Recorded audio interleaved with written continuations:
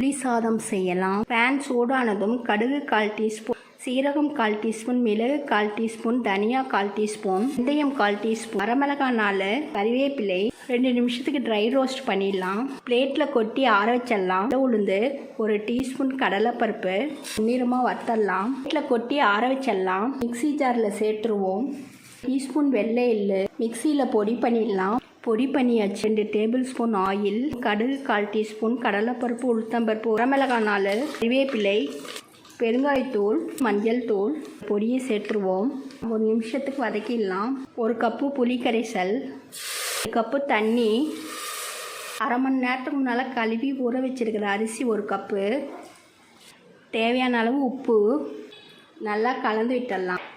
3 whistle வர வரைக்கும் wait பண்ணலாம். புளி சாதம் ரெடி ஆயிடுச்சு. இது போல் ட்ரை பண்ணி பாருங்கள். தேங்க்யூ.